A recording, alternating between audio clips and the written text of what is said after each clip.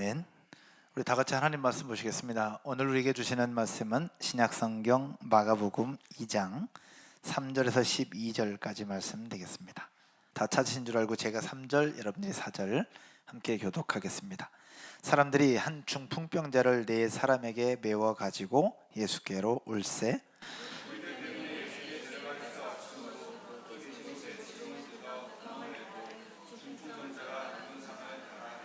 예수께서 그들의 믿음을 보시고 중풍병자에게 이르시되 작은 자야 네 죄 사함을 받았느니라 하시니 이 사람이 어찌 이렇게 말하는가 신성모독이로다. 오직 하나님 한 분 외에는 누가 능히 죄를 사하겠느냐.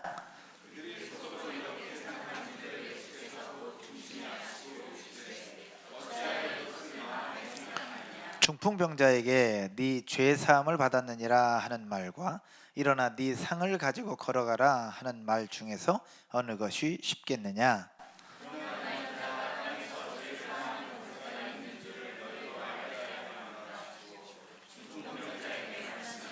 내가 네게 이르노니 일어나 네 상을 가지고 집으로 가라 하시니 그가 일어나 곧 상을 가지고 모든 사람 앞에서 나가거늘 그들이 다 놀라 하나님께 영광을 돌리며 이르되 우리가 이런 일을 도무지 보지 못하였다 하더라. 아멘. 오늘은 우리 교회 5번째 핵심 가치인 이웃과 함께하라는 내용을 여러분들과 함께 오늘 본문을 중심으로 나누도록 하겠습니다. 우리 말씀 듣기 전에 한번 인사할까요? 오늘부터 이제 설 연휴가 시작이 됩니다. 이미 신년 시작하면서 인사했지만 우리 한 번 더 믿음의 고백을 가지고 인사하십시다. 새해엔 더 행복하십시오. 한번 인사하십시다. 새해는 더 행복하십시오. 반가운 얼굴도 계시고 또 고향을 찾아 또 부모님을 찾아 먼저 떠나신 분들도 계시는데 이 자리에 앉아있는 여러분 모두에게 하나님의 놀라운 은혜와 축복이 있을 줄로 믿습니다. 오늘 본문의 전체적인 배경을 살펴보면 이러합니다. 오늘 2장을 봤는데요, 1장에서 예수님께서 나병 환자를 고쳐주시는 장면이 나옵니다. 예수님께서 나병 환자를 고쳐주시면서 사람들에게 더 많이 소문이 납니다. 예수님이 병을 고쳐주셨다고. 근데 그렇게 병을 고쳐주신 예수님께서 오늘 본문 2장에서는 가버나움에 들어가신다는 소문을 듣게 됩니다. 하지만 많은 사람들이 그 소문을 들으면서 예수님께로 모여들어요. 성경에는 너무 많은 사람들이 모여서 문 앞에까지도 가득 찼다라고 얘기를 하고 있는 겁니다. 그런데 그때 예수님이 온다는 얘기를 듣고 정말 필요한 한 사람이 있었습니다. 바로 중풍병에 걸린 중풍병자였습니다. 그를 알고 있는 사람들이 중풍병자를 데리고 예수께로 옵니다. 예수님을 만나면 고침받을 수 있지 않을까 하는 믿음과 그런 기대감 가지고 왔겠죠. 하지만 성경에서 보는 것처럼 사람들이 너무 많아서 그 집 안으로 들어갈 수가 없게 되었던 것입니다. 결국 그 사람들은 침상채 데리고 온 그 중풍병자를 데리고 어디로 올라가느냐? 지붕으로 올라가고 지붕을 뜯어 그 누운 상을 달아 내립니다. 그 모습을 보신 예수님께서 그들의 믿음을 보시고 그를 고쳐주시고 치료를 해주십니다. 하지만 이런 친구들, 이런 사람들이 옆에 있는 것과 다르게 그 현장에 누구도 있었느냐? 바로 서기관들도 그 현장에 있었습니다. 근데 이 서기관들은 중풍병자가 오는지 안 오는지 별 관심이 없습니다. 낫는지 안 낫는지 그것도 별 관심이 없습니다. 이 서기관들은 오직 어디에만 관심이 있느냐? 예수님이 그 중풍병자의 죄를 사해줬다고 하는 이 말에 대하여 이건 신성모독이다 라고 얘기하면서 예수님이 하시는 일과 행동과 말에 대하여 흠집을 내고 그 예수님을 흠잡는 일에만 집중하고 있는 서기관들의 모습을 보여주고 있습니다. 그렇다고 해서 포기하실 예수님이 아니죠. 그 중풍병자를 데리고 온 그 사람들의 도움으로 예수님을 만나게 되고 그를 본 예수님은 그 친구들의 믿음을 보시고 중풍병자에게 죄를 사하며 그의 병을 고쳐주십니다. 결국 마지막에 있는 말씀처럼 네 상을 들고 걸어가라 라고 하는 말씀에 따라 순종했던 중풍병자가 자기의 상을 들고 걸어나가고 결국 하나님의 영광이 나타나고 그 속에서 현장에 있었던 많은 사람들이 하나님의 일하심을 보고 놀라는 장면이 오늘 본문의 전체적인 내용이고 배경입니다. 오늘 본문을 가지고 5번째 이웃과 함께 하라는 부분들을 함께 나누게 될 것인데 이웃과 함께하는 부분들을 가지고 여러분들과 2가지를 함께 나누려고 합니다. 이웃이 과연 누구냐라는 것이고 그 이웃과 함께 한다는 것은 과연 무엇이냐라는 부분들을 함께 보면서 더 행복한 교회가 지금까지 3년 반이라는 시간 동안 지역사회와 함께하는 교회의 모습으로, 우리만의 교회가 아니라 지역과 함께하는 교회, 지역의 빛과 소금의 역할을 감당하는 그런 교회가 되기를 소망하고 그렇게 달려왔는데, 과연 그 속에서 한 단계 더 나아가서 이웃과 함께 한다는 것이 무엇일까, 여러분들과 함께 나누어 보려고 합니다. 첫 번째로, 그러면 우리의 이웃이 누구인가를 먼저 보도록 하겠습니다. 따라서 해볼까요? 우리의 이웃은 누구인가? 여러분의 이웃은 과연 누구이십니까? 여러분의 이웃은 누구예요? 오늘 본문 속에서 볼 때 중풍병자에게 있어서 이웃은 누구였습니까? 누구였어요? 그를 침상째 메고 왔던 네 사람이 그의 이웃이었죠. 그 자리에 있었던 서기관들도 있었습니다. 그리고 예수님이 고쳐주셨던 소문을 듣고 음집해 있었던 사람들도 그곳에 있었습니다. 바로 옆에 있었을 거예요. 근데 바로 옆에 있었지만 그들은 이웃이라고 볼 수가 없습니다. 진짜 이웃은 누구였느냐? 그 중풍병자를 메고 왔고 또 지붕을 뜯어서 예수님에게로 달아내렸던 네 사람이 이 중풍병자의 진짜 이웃이었다는 사실은 유치원생들한테 물어봐도 다 알만한 내용들입니다. 여러분, 진짜 이웃이 누굴까라는 부분들입니다. 그냥 액면가로 볼 땐 그게 이웃입니다. 근데 진짜 이웃이 누구냐라는 거죠. 사전적인 의미를 한번 찾아봤습니다. 이웃이 누굴까? 녹색 창에 검색을 한번 해봤습니다. 이웃이 누굴까? 그랬더니 이렇게 정리해 놨더라고요. 라이프 성경 사전에 이렇게 표현하고 있습니다. 거리상으로는 주변 가까이 사는 사람, 내 주변 가까이에 있는 사람이 아니라 가까이 살고 있는 사람을 이웃이라고 표현하고 있었습니다. 또 관계상으로는 어려움에 처한 상대방에게 도움이 되는 모든 존재, 그러니까 처한 사람들에게 도움이 되는 모든 존재를 이웃이라고 표현을 하고 있었습니다. 그러면서 거기 한 단계 더 나아가서 이웃에 대해서 정의하기를 이렇게 표현하고 있었습니다. 물건이나 음식을 서로 나누거나 빌리기도 하고, 기쁜 일이나 슬픈 일이나 함께 나누며 서로에게 힘이 되어주는 모든 존재, 이게 이웃이라고 이야기를 하고 있었습니다. 그렇게 볼 때에 오늘 본문에 나타난 중풍병자의 이웃은 우리가 알고 있는 것처럼 그를 데리고 왔던 4명의 사람들이 진짜 이웃이었다는 사실들은 알 수 있겠죠. 근데 성경을 볼 때에 이웃하면 생각나는 구절이 있죠. 어디죠? 바로 선한 사마리아인의 비유입니다. 누가복음 10장에 나오는 선한 사마리아인의 비유. 강도 만난 자에게 진짜 이웃이 되어줬던 사람은 동네에 함께 살고 있었던 제사장이나 레위인이 아니라 다른 동네에 살고 있었던 사마리아 사람이 그의 진짜 이웃이었다라는 것이죠. 오늘 이웃과 함께하라는 부분들을 볼 때 진짜 이웃이 누군가를 돌아볼 때에 옆에 살고 있는 사람이 이웃이 아니라 진짜 도움이 필요하고 뭔가 있을 때 함께 나누고 함께 어울리는 그 사람이 바로 이웃이라는 거죠. 근데 이웃이라는 개념을 돌아볼 때에 히브리 사람들에게 있어서 이웃이라는 개념은 좀 달랐어요. 찾아봤을 때에 히브리 사람들에게 있어서 이웃은 좁은 의미와 넓은 의미가 있더라고요. 좁은 의미는 어떤 의미냐? 혈족을 이웃이라고 표현하고 있습니다. 혈족, 그러니까 피를 나눈 형제를 얘기하죠. 피를 나눈 형제를 이웃이라고 얘기를 하고 있었습니다. 근데 좀 더 넓은 의미, 광의의 의미로는 동족까지 이웃이라고 표현하고 있었습니다. 즉 유대인들 전체 다 이웃이라고 얘기하고 있는 거죠. 근데 안타깝고 슬픈 이야기는 뭐냐? 그들은 동족까지는 이웃인데 동족을 벗어나 이방인은 이웃이 아니다라고 아예 정죄를 딱 하고 있었던 겁니다. 그리고 레위기서 19장 18절에 내 이웃을 사랑하라고 하는 하나님의 명령이 있죠. 근데 이 명령을 후대 유대인들은 어떻게 이해를 하고 있느냐? 내 이웃을 사랑하라, 그러나 이웃이 아니면 미워하라 라고 가르치고 그렇게 정의하고 있었다는 것입니다. 슬프죠.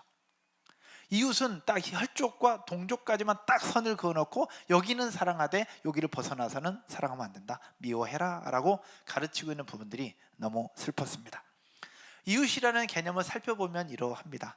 같이 사는 사람이 단어적으로는 이웃이지만 실제 이웃은 누구시냐? 슬픔이나 기쁨을 함께하고 물건이나 음식을 함께 나누면서 도움이 필요할 때 실제로 도와주는 존재가 진짜 이웃이라는 것이죠. 그런데 문제는 우리에게도 이런 이웃들이 있습니다. 근데 이웃이 있지만 이웃이 아닌 것처럼 살고 있다는 것이 문제죠. 우리 주변에 분명한 이웃이 있고 이웃이 필요합니다. 근데 이웃이 아닌 것처럼 살고 있습니다. 오늘 본문에 나타난 서기관들이 그러합니다. 서기관들에 있어서 한번 살펴볼까요? 중풍병자에게 있어서 서기관은 이웃이었을 겁니다. 그러나 서기관들에게 있어서 중풍병자는 이웃이었을까요? 아니었을까요? 어땠을 것 같아요? 이웃이었을까? 아니었을까? 단어적으로 사전적인 의미로 보면 이웃이었습니다. 왜? 서기관들은 히브리인들이었잖아요. 히브리인들에게 있어서 좁은 의미의 이웃은 누구였어요? 혈족이었죠. 넓은 의미의 이웃은 동족이었죠. 그러면 같은 동족이었기 때문에 넓은 의미의 이웃이었습니다. 그러나 이 중풍병자 자신의 넓은 의미의 동족인 이웃이 아파하고 질병에 걸렸을 때에 진짜 도와줘야 됐음에도 불구하고 서기관들은 실제적으로 돕지 않습니다. 함께 있지도 않았습니다. 한마디로 얘기하면 이웃이었지만 함께 있지 않는 모습 때문에 이웃이 되지 못했다라는 것이죠. 사랑하는 여러분, 저와 여러분들을 주위에도 한번 살펴볼 때에 우리는 과연 어떠합니까? 우리 주변에도 이웃들이 참 많습니다. 함께 일하는 직장 동료들도 우리의 이웃입니다. 어쩌면 우리 식구보다, 우리 남편보다, 우리 아내보다 더 많은 시간을 함께 보내잖아요. 그렇죠? 더 많은 시간 함께 보냅니다. 또 동네 엄마들, 친한 엄마들, 친한 우리 학부모들, 그런 엄마들도 우리의 이웃이기도 합니다. 또 유치원 친구들의 엄마들도 우리의 이웃이기도 합니다. 우리 주변에 보면 얼마나 많은 이웃이 있어요. 또 재밌는 부분들은 우리 교회에 있는 함께하는 셀 공동체, 우리 먼 친척들보다 우리 셀 공동체가 더 많이 만나잖아요. 더 많이 만나고 더 많이 이야기하고, 그런 이웃들입니다. 그런 이웃들이 우리 가운데도 분명히 있다라는 겁니다. 또 설을 맞아서 이제 고향을 가고 친척들을 만날 때 그들도 우리의 이웃이라고 할 수 있습니다. 그런데 중요한 것은 우리에게 있는 그런 이웃들에 대해서 그들의 필요와 그들의 문제, 그들의 아픔, 그들의 기쁨들을 우리는 얼마나 많이 나누고 있느냐라는 겁니다. 실제로 그런 일들이 나누어 줄 때 진짜 이웃이라고 볼 수 있는데, 정말 나누어 줘야 될 때 우리가 나누지 못할 수 있다라는 거죠. 사랑하는 여러분, 이웃과 함께하는 교회, 이웃과 함께 하라 해서 이웃은 바로 무엇이냐? 실제적인 도움이 필요할 때 함께 나눠주고 도와주고 마음을 알아주고 함께 기도해주는 공동체가 진짜 이웃임을 기억하고, 나도 그런 이웃이 되고 또한 우리도 그런 이웃을 만나게 되는 하나님의 은혜가 우리 모두에게 있게 되기를 주님의 이름으로 축원드립니다. 두 번째로, 이웃이라는 개념이 정리되었다고 한다면 함께하는 것은 무엇일까라는 겁니다. 여러분, 이웃과 함께한다는 게 뭘까? 제가 설명하지 않아도 알겠죠. 이웃과 함께한다는 것. 오늘 본문의 주인공 중풍병자를 데려온 네 사람의 모습을 한번 생각을 해봅시다. 이 중풍병자가 예수님에 대한 소문을 들었을까요? 못 들었을까요? 들었겠죠. 들었을 겁니다. 그러면 이 중풍병자도 그 소문을 들었을 것이고, 그를 데려온 네 사람들도 당연히 소문을 들었을 겁니다. 당연히 들었어요. 이 사람도 예수님께로 데리고 가면 나을 수 있을 거라는 믿음과 또 확신과 기대감을 가지고 있었을 겁니다. 하지만 이 사람들이 이 중풍병자를 데리고 용기를 가지고 데리고 왔는데 사람들이 너무 많아서 들어갈 수가 없어요. 들어갈 수가 없자 결국 어떻게 했냐, 포기하고 돌아가는 것이 아니라 지붕으로 뚫고 올라가서 달아내렸다고 성경은 얘기를 하고 있습니다. 근데 여기서 잠깐, 이 지붕을 뚫고 달아서 내렸다는 생각들, 이 성경을 보면서 여러분들은 어떤 생각이 드십니까? 과연 이게 가능할까요? 불가능할까요? 가능하다 생각하십니까?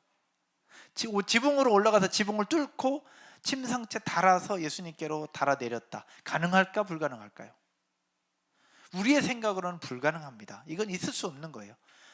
요즘에 우리가 아파트 살고 있는데 거기는 아파트가 아니니까 다세대 살고 주택 살고 어떤 시골집에 산다 할지라도 시골집에서 지붕을 뚫고 들어가서 한다는 건 불가능한 이야기입니다.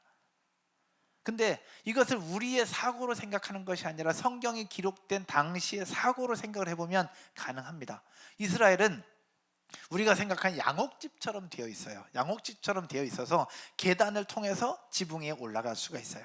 그리고 이스라엘 집은 어떻게 지어져 있느냐, 벽을 세우고 기둥을 세웁니다. 그리고 천장에 볼을 세웁니다. 볼을 이렇게 걸치죠. 볼을 걸치면 볼을 이렇게 걸치고 거기에 작은 나뭇가지로 또 이렇게 쫙 걸칩니다.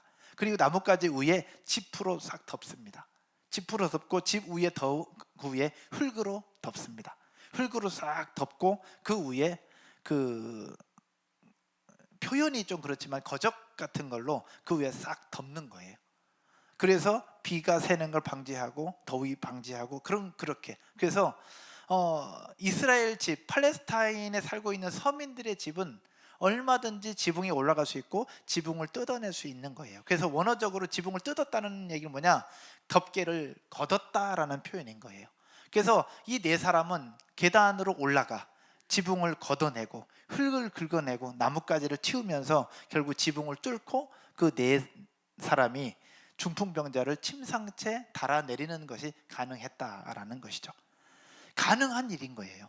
가능하지만 이 가능이 뭐가 필요했느냐? 용기는 필요했어요. 왜? 결코 쉬운 일은 아니에요. 여러분들의 삶을 돌아볼 때에 여러분들의 주변에 그런 일들이 혹 있다. 그러면 이게 쉬웠겠습니까? 결코 쉬운 일은 아니라는 거죠. 그들은 용기가 필요했습니다. 어떤 용기가 필요했느냐? 올라가는 용기, 그리고 그걸 걷어내는 용기, 다 치우는 헌신과 수고가 필요하고, 어쩌면 만약에 그랬을 때 밑에서 예수님의 말씀을 듣고 있던 사람들이 위에서 막 떨어지고 먼지 떨어지고 흙 떨어지고 그러면 욕했을까요? 안 했을까요? 욕할 수 있죠. 그 모든 욕을 들어야 될 수도 있는 그런 상황이었는데 그것까지도 감수하면서 그 중풍병자를 위해서 그렇게 했던 네 사람의 용기, 이게 필요했던 거죠. 이런 장면들을 한번 상상을 해보면서 이웃과 함께 한다는 것이 과연 무엇일까라는 거예요. 전 여기서 여러분들과 한번 정리해보고 싶습니다. 이웃과 함께 한다는 것이 무엇일까?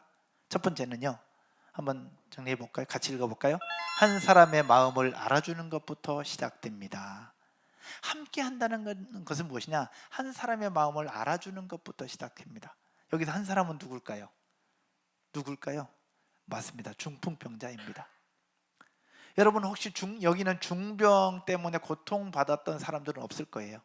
하지만 우리 가족들 중에 한 분이 중병 때문에 고통하거나 괴로워하는 사람들은 그 마음이 이해가 될 겁니다. 중풍병에 만약에 걸렸다. 이 사람의 마음이 과연 어떠할까? 외롭습니다. 고통스럽습니다. 외롭고 고통스러워요. 빨리 낫고 싶은데 이게 잘 되지 않습니다. 너무 힘들죠. 근데 그런 이 중풍병자가 예수님에 대한 소문을 분명히 들었을 것인데 이 중풍병자의 마음속에 어떤 마음이 들었을까요? 나도 예수님 한번 만나보고 싶다. 나도 예수님 있는데 한번 가보고 싶다라는 마음이 있었을까요? 없었을까요? 있었겠죠. 당연히 있었을 겁니다. 그 마음 아무도 몰라주는데 누가 알아주고 있었느냐? 그를 데리고 왔던 4명의 사람들, 그의 친구들이 그 마음을 알아줬던 거예요. 함께 하는 것은 무엇이냐? 여기서부터 시작된다는 겁니다. 그 한 사람의 외로운 마음, 질병으로 고통받고 있는 그 마음, 나도 예수님한테 한번 가보고 싶다, 가보고 싶지만 갈 수 없는 그 마음, 그 마음을 알아주는 거기서부터 함께하는 일은 시작이 됩니다. 우리 셀 공동체가 있습니다. 셀원들과 뭐 대단한 것을 해줄 수 있는 것은 아니지만 셀원들이 아파하고 힘들어할 때 같이 옆에 있어주는 것, 그들의 마음을 알아주는 것, 거기서부터 함께 해주는 일은 시작된다라는 것입니다. 믿으시기를 주 이름으로 축원드립니다. 거기서부터 시작돼요. 두 번째, 함께 한다는 것은 무엇이냐? 두 번째 한번 볼까요? 예수님이 계신 곳으로 나오는 것입니다. 이 중풍병자의 마음을 알았어. 그러면 이 네 사람이 그의 마음을 알았는데 거기서 어떻게 했을까요? 고민 안 했을까요? 이 친구를 좀 데리고, 예수님 있는데 데리고 가고 싶은데 누워있는데 어떻게 해야 할까? 그때 뭐 휠체어가 있었던 것도 아닐 것이고 데리고 갔으면 좋겠는데 어떻게 해? 침상채 데리고 갈 수도 없고 업고 갈 수도 없고 이럴 수도 없고 저럴 수도 없는 그런 상황들 속에 이 네 사람은 분명히 고민했을 거예요. 고민하다 정 안 되니 결국 어떻게 해요? 침상채 그대로 들고 나온 거예요. 그게 최선이라고 생각했으니까. 근데 막상 그렇게 딱 왔는데 사람들이 너무 움집해 있는 거예요. 장애물이 있는 거예요. 예수님이 저쪽에 있는데 가야 되는데 사람들이 꽉 막혀서 갈 수 없는 거죠. 그럴지라도 함께 하는 것은 무엇이냐? 그의 마음을 알아주는 것 플러스 함께 예수님께로 가다 막힐지라도 그래도 데리고 오는 것, 이게 함께 하는 것의 두 번째입니다. 우리의 삶을 돌아볼 때에 다 완벽하게 되는 것은 아닐지라도 그럼에도 불구하고 그들의 마음을 알아주고 그들과 함께 하면서 한 걸음 내디딜 수 있는 용기, 그리고 한 걸음 내디디며 함께 손잡고 끌어갈 수 있는 그런 부분들이 우리의 삶 가운데 있어지기를 주의 이름으로 축복합니다. 이게 있어야 되는 거예요. 마지막 세 번째. 근데 여기서 더 좋은 것은 무엇이냐? 한 걸음 더 나가는 거예요. 세 번째 뭐예요? 난관을 뚫고 올라가는 것. 침상째 데리고 왔는데 사람이 너무 많아서 갈 수가 없어. 포기할 수도 있어요. 많은 사람들은 여기 포기해요. 안 되겠다. 에이, 도저히 안 되겠다. 오늘은 안 되겠다. 다음에 또 하자. 근데 이 네 사람은 어떻게 하느냐? 거기서 포기하지 않고 그 침상채 메고 지붕으로 올라갑니다. 그 계단이 그렇게 넓은 계단이 아니었을 텐데 그 계단으로 그냥 그 중풍병자를 데리고 올라갑니다. 올라가는 것에서 끝나는 것이 아니라 지붕을 걷어내고 흙을 뜯어내고 나뭇가지를 치우고 달아서 내리면서 균형 맞추고 그런 부분들이 있었을 거예요. 그 부분들이 함께 어우러지는 것, 이게 바로 함께 하는 것입니다. 물론 거기까지 한다고 해서 이 중풍병자가 병이 고쳐지느냐? 그건 아니에요. 그냥 그렇게 달아내리는 끝까지가 우리가 해야 될 역할인 거예요. 우리 지난번 재직 세미나 때 고영진 목사님 오셔서 말씀 함께 나눴습니다. 목사는 목사가 해야 될 도리가 있고 성도는 성도가 해야 될 도리가 있다. 남편은 남편이 해야 될 도리가 있고 아내는 아내가 해야 될 도리가 있다.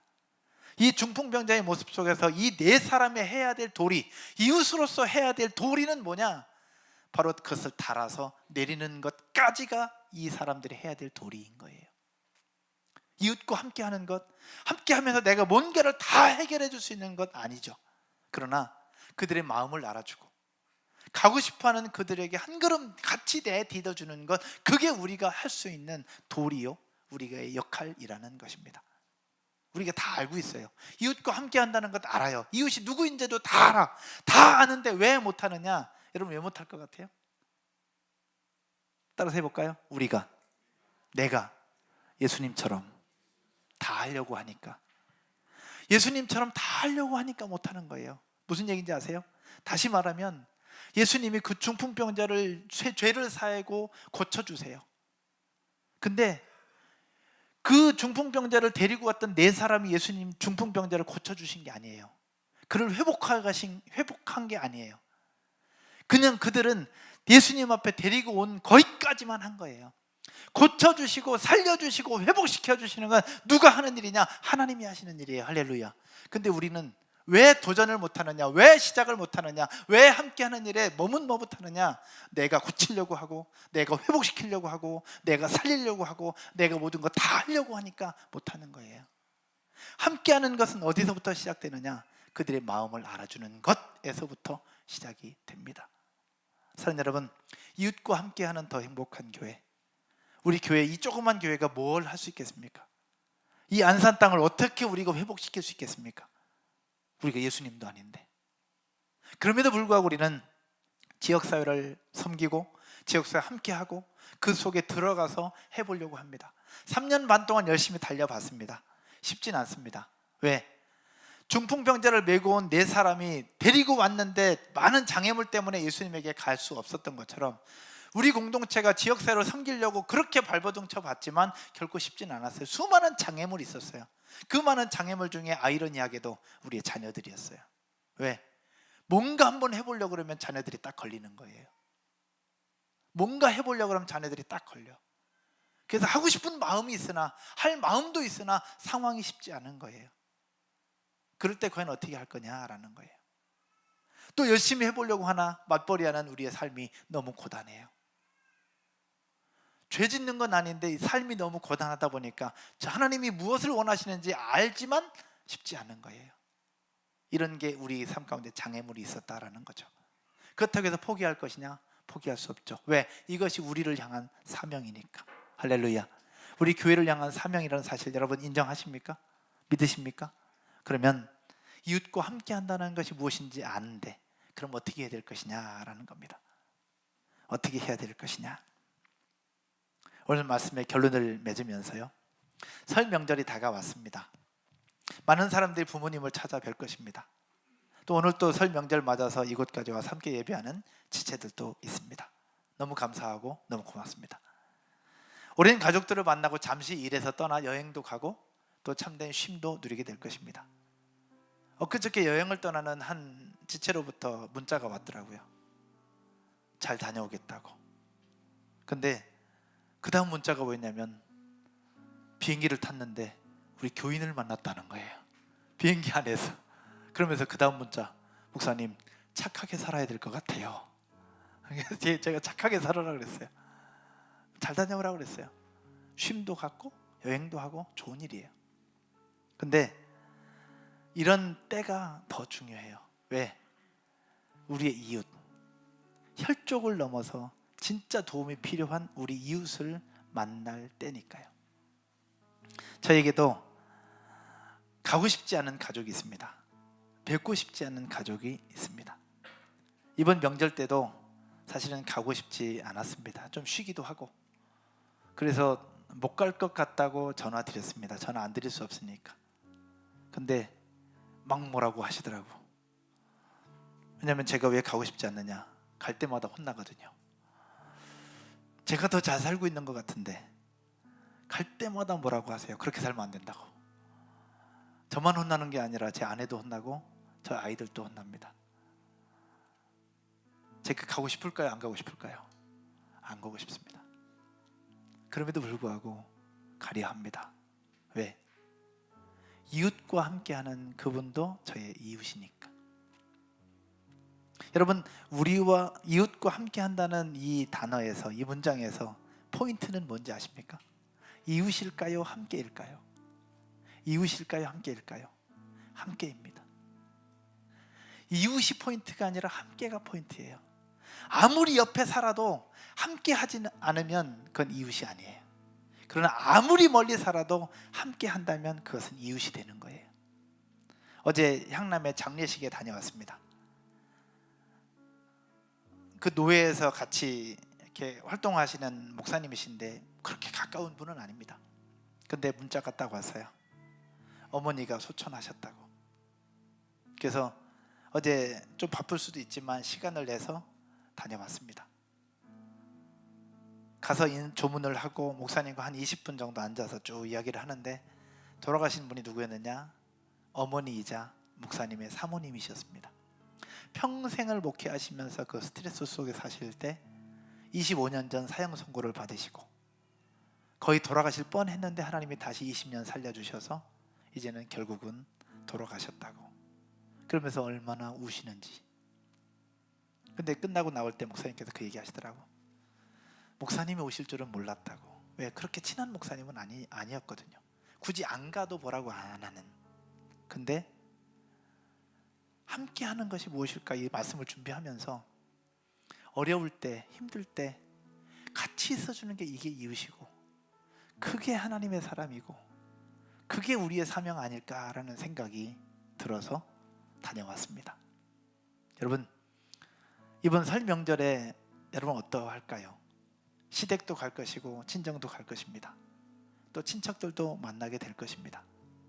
그 중에는 보고 싶지 않은 사람도 있을 것이고 만나고 싶지 않은 분도 있을 수 있습니다. 이 명절 때만 그런 게 아니라 회사에서도 그렇습니다. 회식 자리 술도 못 마시는데 가야 되나 말아야 되나? 저에게 질문하는 분들이 계십니다. 저는 항상 뭐라고 하느냐? 뭐라고 할까요? 항상 가라고 합니다. 술 마시지 않을지라도 가라. 항상 가라고 얘기합니다. 제사 자리 저한테 물어볼 때마다 저는 항상 뭐라고 하느냐? 가라라고 얘기합니다. 가서 절은 하지 않을지라도 제사 자리 가라. 술 마시지 않을지라도 회식 자리 가라. 뭔가를 많이 해서가 아니라 함께 있어주는 것 자체가 그게 하나님께서 주신 사명을 다하는 것임을 기억하시기를 주의 이름으로 축원드립니다. 이웃은 같이 사는 게 이웃이 아니라 함께 있어주는 것이 이웃입니다. 더 행복한 교회가 올해도 여러 사역들을 할 것입니다. 여러 사역들을 할 때 제가 소원하고 꿈꾸는 것은 무엇이냐?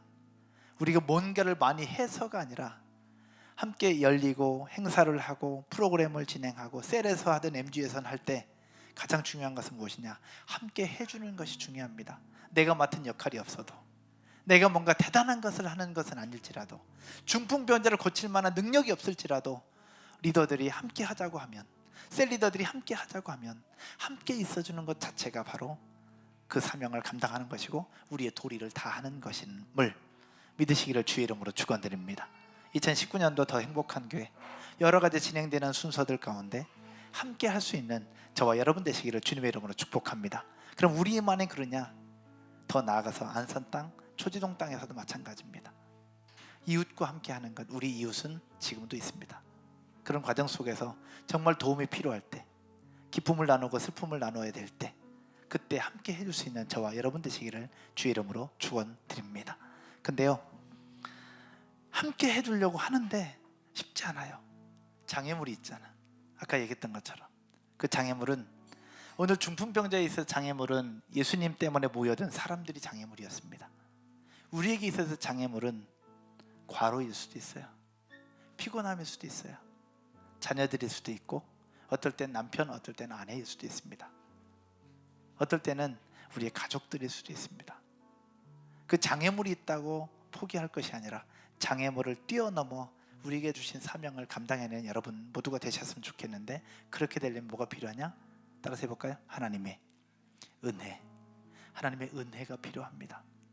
하나님의 도우심이 있어야 가능하더라고요. 목사인 저도 하나님의 은혜가 있어야 가능하더라고요. 우리 시간 같이 한번 찬양 드리면서 우리에게 하나님의 은혜가 임하기를 기도하고, 하나님의 은혜로 이번 명절도 정말 은혜 가운데 보내기를 기도하고, 직장생활, 가정생활, 또 우리에게 주신 사명들을 감당함에 있어서 하나님의 은혜로 감당할 수 있도록 하나님 역사에 달라 같이 한번 찬양 드리면서 우리 기도하십시다. 자리에서 한번 일어서실까요?